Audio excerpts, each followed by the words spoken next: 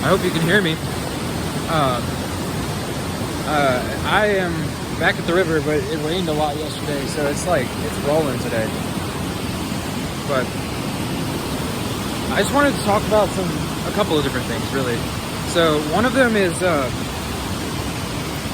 being a vessel for angels, and being a vessel for spirit, and being a vessel for the touch of spirit, or the touch of God, and the profound impacts that actually can have on other people, and the impacts that has not only psychologically and physically, but spiritually as well. Like, I've kind of seen this enough now to be able to understand that whenever my throat opens and I start to speak the truth, or speak my truth, whoever I'm speaking to, it resonates with, and it really, really resonates. And there's a reason behind that. And it's because, first of all, it's not even me speaking. So I don't really take credit for that, because I specifically asked to be a vessel for other things to speak through. And when I say other things, I mean specifically angelic / really, really high vibrational entities to speak through. And these aren't even really entities. These are more, I mean, they are, but they're not. Like, they're etheric beings of light and love. And the channel it's opened through the heart. And as the heart opens, then the channel opens for you, because the only way to use your throat chakra is to open your heart chakra. And the way you open the heart chakra is by recognizing unity and seeing everything as being one. And when that happens, you realize that you and these angels and these other beings and these other higher density beings are all one as well. So no matter who it is that's speaking, it's still, they're all one, you know. So you can choose who you want to identify with, or who you want to speak with. And anyways, so I just saw a couple of synchronicities right there. It was just like a couple little butterflies. But anyways, so I wanted to talk about angels, because I used to not believe in angels when I was younger. When I say younger, I mean like a few years ago. And I was also really 3D, and like I was very, very dense. I was a very dense being. But now I've been experiencing angels, and I've been experiencing what I know now is actually angels, and I can almost feel it starting to come right now. Well, I did for a second, until I had another interesting synchronicity right there where I almost tripped. Anyways, basically, what it feels like to me is it feels like an emotional experience mixed with a knowingness, and also a feeling of love and of connectedness, and a feeling of almost like being one with God. And whenever I get that feeling, I literally, like, it gives me goosebumps a lot of the times. Like, I'll get goosebumps all down my arms, and I'll get goosebumps like in different areas, and I'll literally feel a touch. Or as I'm speaking to somebody, I'll start to speak to them, and I'll know what I'm doing. I'm channeling a feeling through me.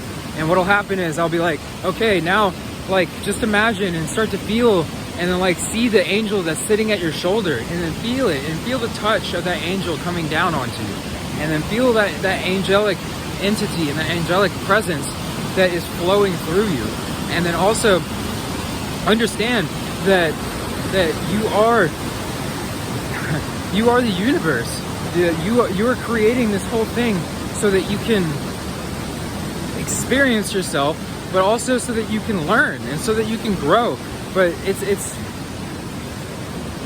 the lessons that I get from angels is don't take it too seriously. It's like see the beautiful things in life, and understand that it's not so serious, you know. It's more sorry, I'm just taking off my shoes. I came down here and immediately was like, okay, I need to film a video. But anyways, it's not so serious, you know. It's not like it's a this lifetime, yeah, you've experienced a lot, and you've experienced some really dense beings, and you've had these beings convincing you that there's this serious nature to life, and that there's this seriousness, and there's this rigidity, and there's this solidness, and there's this like this physicality, and this density, you know. And yeah, we do live in this, but like, it's the density that you live in is based on your mind, and it's based on your spirit, and it's based on your connectedness. So yes, these people are living in this very dense world, and they're living through these very dense lives, and they're experiencing themselves being these very dense entities. Very weird.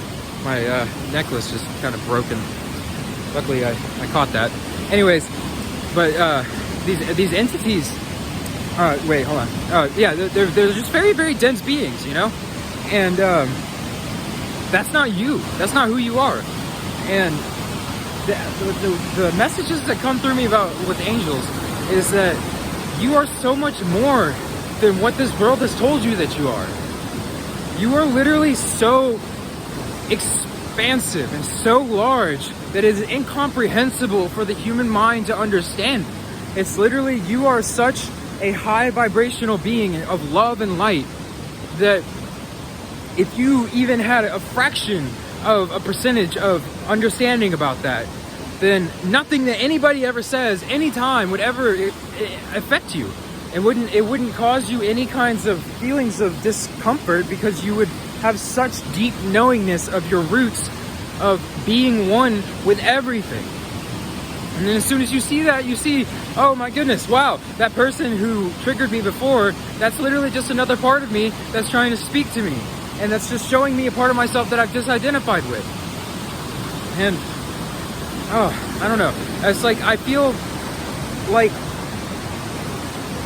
like angels have been misinterpreted, and they've been put on a space where people, they immediately see this kind of the wings, and they see a humanoid type being and things. That's not what the angels are. Angels are literally pure energy. There's no form to them, and the only way that they do have form is by continuously densifying themselves down in order to present themselves so that they can be seen in some sort of way, because our minds are so dense and so used to being in this density that we don't even recognize all of these other beings that are around us all the time. And also, there are layers of reality that we are sitting in. And the third density is one of the lowest layers of reality, which means that as you start to peel the layers back, you start to see more and more of reality. And as you start to see more and more of reality, what happens is that you start to experience more and more of reality. And what this means is that you start to experience these things that are unexplainable. You start to experience these miracles happening. You start to experience these miraculous things that don't make any sense whatsoever. But then randomly you'll just get this like idea of like, oh, that's what that meant, you know, and it'll just come to you. And the reason is because these angels, they work on a different frequency. So the way that they work is by, they don't work in time. There's no such thing as time. So one thing is that us as human beings, we've made up this thing called time, or that we call time. And we kind of developed a system with it so that we can attempt to experience, like, I guess, lengthen out a little bit. So that we can experience what it feels like to have a linear type experience. Well, these beings, they're not linear like that. They are more along the lines of it's like they live in a dimension, like we live in time-space. So we live in time that is limited by space. And then they live in space-time, which is space that is, or no, sorry, we live in space-time, they live in time-space. So we live in space-time, which is like we have unlimited space, unlimited space, but we are limited by time. That's what it is. And then they live in time space where there's unlimited time, but they're limited by space.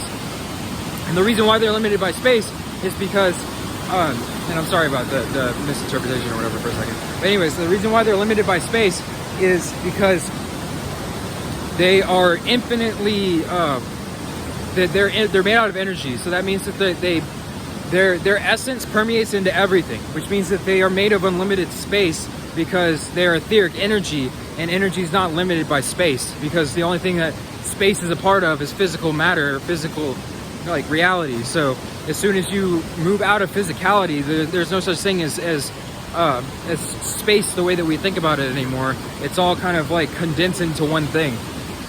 But the way that these things work is that they can project themselves into any time period, because they are they're seeing the world from a different point of view. So what they do is they can basically, using time space, they can actually distance themselves from physicality for a second, and then they can basically choose on the timeline of our being, which is all at one moment anyways. So like the whole of everything that we can experience, and everything we will experience, and everything we have experienced, all of that happened at one time, meaning like all of that was just an instant. But since we have the perception of time, then now we are able to experience it as a extended kind of thing. But the thing that I'm trying to get to here is that when you die, or like, you know, like these angelic beings that live on a different dimensional plane, they're not limited by space the way that we are, because their bodies are not, they don't have bodies. They live in an energetic frequency. So they make up the entirety of the frequency that they live in. But they are limited by time, because they can see all of the times all at the same time. You see, because since they're outside of time, then they can see all of the times at the same time. And when that happens, they can choose a specific time and then project themselves into that in order to speak through a person, place, or a thing. And the way that they do that is by densifying themselves down from being etheric energy down to being an astral form, down to being a physical form. But it's not really physical. It's basically like they densify themselves down to being a light form in physicality. So like, even though light is probably the lightest or least dense thing that we have in physicality, that still isn't the same as an angelic entity, meaning like they live more along the lines of they live in an etheric light. So their light is self perpetuating, or it's not coming from somewhere else. It's projected from them, because they're one with the entirety of the consciousness, which is also made of love and light. So their light is projected from them. But what they do is they use their expanded being to project themselves into specific time periods, and basically speak through people who are open to doing that. And when they do that, then things start to happen to the people as they're speaking through them. And weird experiences start to happen. Like sometimes as you're speaking, all of a sudden the person that you're speaking to they'll click, and they'll see, and they'll understand where you're coming from, and they'll get it. They'll get it on a very deep level. And when that happens, they really like emotionally let go, because it's almost like they've had a glimpse of where they were, and they see the difference between where they are now and where they could be or where they would be. And then it brings up an emotional feeling, and a lot of times it's beautiful tears, because when you experience an emotion that's so powerful, like the touch of an angel, then there's nothing that you can do other than really like tear up, because of the fact that it's such a unitive and beautiful feeling, you know. It's a feeling of such love and such just gentleness and such light that it just you can't hold it back, you know. You have to like let it go. And it's one of the most beautiful feelings to actually feel or understand that you're being a channel for these things to speak through. And then as you speak to people in person, and as you see these people, and you see how they react to the things that you're saying, you see that You may not even remember what you said, but all of a sudden they have this extreme emotional reaction where they just like, they break down for you, or not for you, but like to you. You know what I mean? They break down to you, and then they become vulnerable, and they let out a lot of emotion. And that's just, I guess, being a healer, if you want to call it that, or a channel. But it's just one of the most beautiful things to see, because when you help somebody like that, it's not even you, first of all. So it's like, you're not the one who's helping, and I'm not going to take credit for that. But the point that I'm making is that, like, when somebody is helped like that, and they get to experience their emotion on a deeper level, even if it's just for a second, that it feels so beautiful to me, at least, because it feels like it feels like they're getting a glimpse of their home again. It feels like they're literally feeling like they're seeing now, oh my gosh, like we can bring home back to the planet. We can make this planet feel like home again.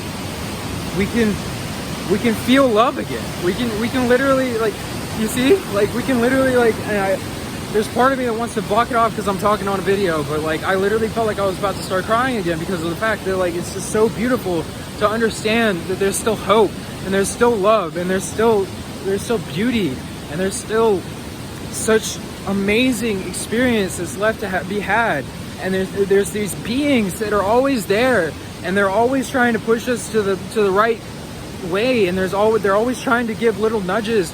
And like, so many people, they just disregard this kind of stuff, and they go by what they hear from mainstream media, or they go from what they hear in the world, and they completely lose the experience. And when they do experience something that's miraculous, or they experience something that's absolutely amazing, they don't even believe it, because their belief systems are so shut down that they can't even experience it.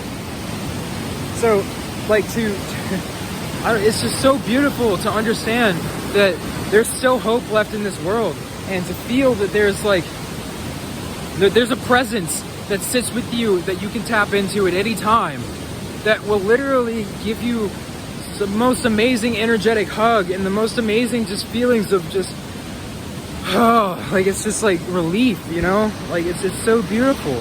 And some of the feelings that I felt from this, it's just like so, like, you know that that's what you're being touched by. You know, you're being touched by an angel, and it feels like it, and it feels like a glimpse of who we are, really. And it, like, we've been pushed into a space where our experience at this point, a lot of the people, their experience is not even their experience. They've never even thought a single thought of their own in their entire life. They've just believed everything that other people say. That's it, literally. Like, come on, man. Like, can we not recognize that, like, we are infinite beings here, and we're here to make a new experience.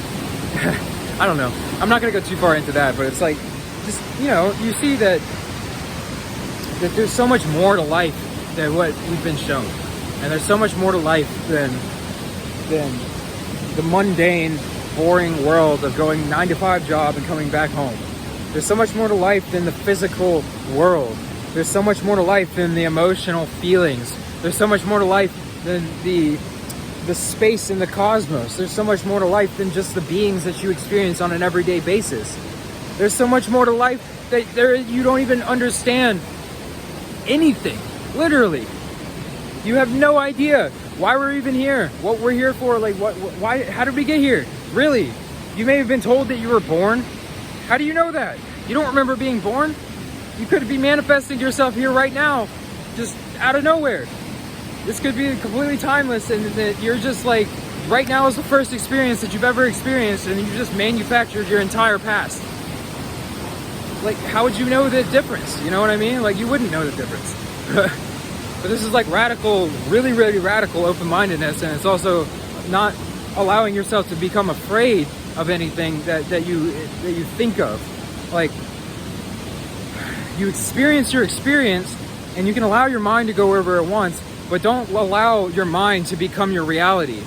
Like, experience what you are here, and allow that to be your reality, and then just entertain stuff in your mind because it's fun, but not because you think that you know anything, not because you think that you know the truth, or because you think that you know anything, because you don't. Literally, you don't know anything. I don't know anything. all I do is just speak, you know? And if it resonates, then it resonates. If it doesn't, then I don't really I don't take too much about it, you know?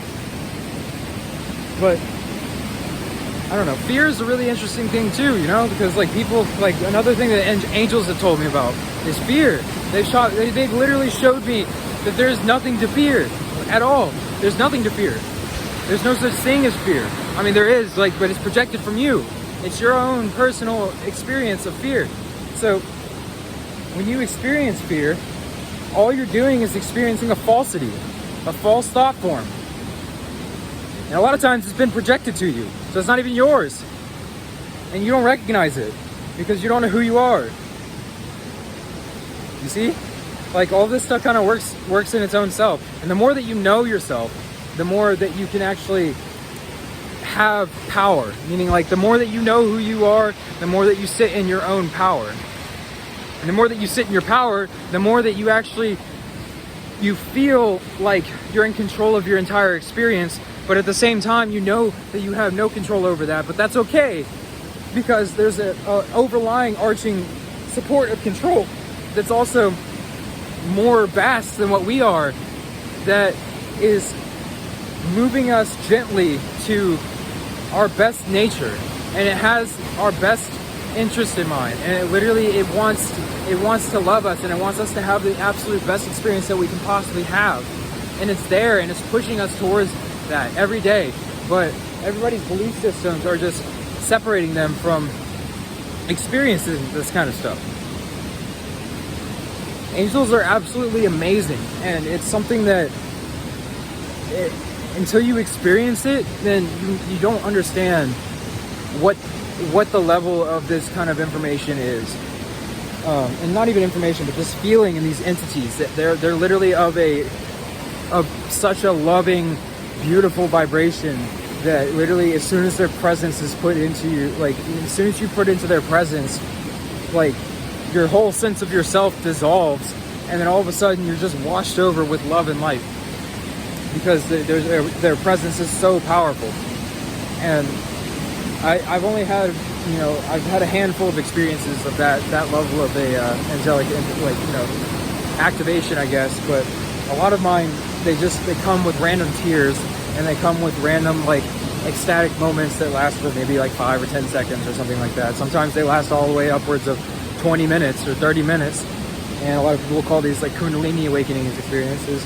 And I'm not saying that all of my Kundalini experiences have been, from angels touching me, because this has just been recently that I've been trying to connect with them. Literally within the past couple of weeks, I was just okay, I want to experience angels and their guidance, and I want to experience my guides, and I want to experience all this other stuff. And then it just started presenting itself because I was ready, and I wanted to believe, and I was ready to believe. So your belief really does create your reality, and your thoughts are what project your reality. So your beliefs and your thoughts work together in order to make what you experience. So I don't know, I just wanted to make a video about this just because I've just found this newfound respect for angels, and it's just intensifying, and more that I experience their touch and their beauty and their love and their light. And I start to see that in myself as well. And as I understand that these are projections of my own consciousness as well, it makes me so grateful, because it's such a beautiful thing that I made this for myself. This is my experience, and it's so beautiful. Literally, it's the most infinitely complex experience that I could possibly make for myself, and it's the absolute most beautiful thing in the world. And I had just convinced myself that I had limited myself so much that I was unable to see the beauty anymore. And then once I actually my eyes were open to the beauty, and I started to see that it's a blessing. It's a blessing that you've given to your own self. And it's the absolute most beautiful and nice thing that you could have done for yourself, because it's the most infinite blessing that you can possibly have to have an experience in the first place. And I'm grateful infinitely for the Creator, for myself, for my angels, and for everybody in my life. And I love you. I love you. Thank you. Have a good day.